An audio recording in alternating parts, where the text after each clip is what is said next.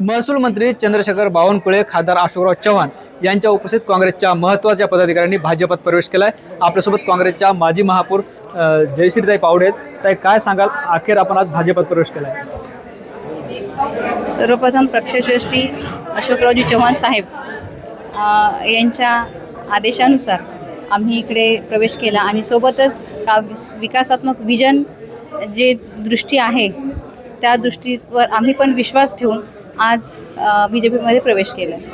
ते आपण काँग्रेसकडून जे ते महापौर राहिल्या होत्या, मात्र ऐनवेळेवर आता भाजपातून जात आहे। काँग्रेसबद्दल म्हणजे तोही पक्ष चांगलाच आहे, परंतु इथे सगळे जे नेते आहेत तर ते पहिलेपासून आपल्या संपर्कात आहेत आणि आमचा जो विश्वास होता तो विश्वास तडा जाऊ नाही म्हणून आम्ही आज त्यांच्या विश्वासावर, त्यांच्या नेतृत्वावर विश्वास ठेवून आज इथे प्रवेश करतो। महानगरपालिकेची निवडणूक लागली, आता काय आश्वासन मिळाले? प्रभाग क्रमांक 5 मधून दावेदारी आहे आणि निश्चितच तसं त्यांच्याकडून आम्हाला ग्रीन सिग्नल आहे की प्रभाग क्रमांक 5 मधून उमेदवारी निश्चित आहे। आगामी काळात काही काँग्रेसचे अजून भाजपात प्रवेश होतील का? आता तो प्रत्येकाचा वैयक्तिक प्रश्न आहे, कारण शेवटी हा वैयक्तिक ज्याचा निर्णय आहे, काही मला त्याबद्दल सांगता येणार नाही। निश्चित आपण बघतोय माजी महापौर होत्या ज्यांनी भाजपात प्रवेश केलाय, काँग्रेसचे माजी उपमहापौर सतीश देशमुख आपल्यासोबत आहेत। काय सांगाल, आपण सुद्धा भाजपात प्रवेश केला आज?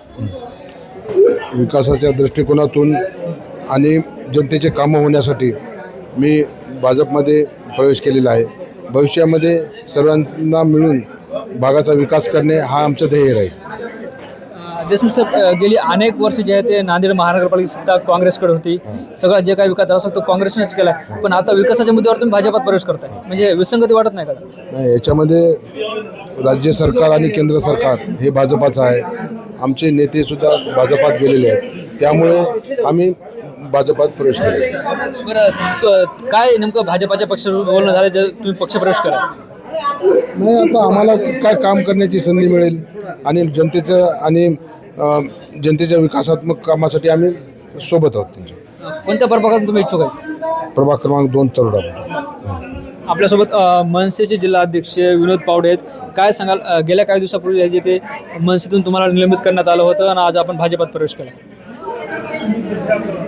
आदरणीय अशोकरावजी चव्हाण साहेब, तसेच संजयजी कोडके, अमरभाऊ राजूरकर यांच्यासोबत मी चर्चा करून आज रोजी भाजपात प्रवेश केलेला आहे। बरं, पावडे साहेब, मनसेत काय बिघडलं होतं भाजपात यावं लागलं?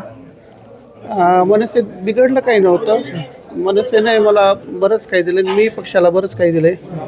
2013मध्ये मी जवळपास चारा छावणी केली होती, तेव्हा 900 जनावर जे आहेत फाटकाकडे नेत होते ते मी माझ्या चारा छावणी 4 महिने सांभाळले।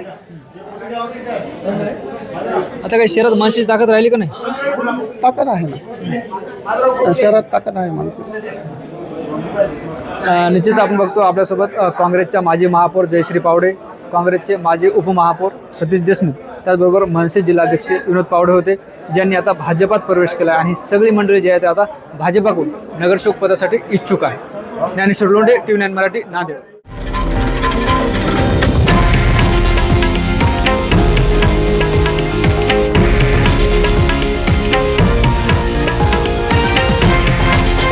हे आहे देशातील नंबर 1 न्यूज नेटवर्क आणि आपण पाहत आहात TV9 मराठी, एकमेव।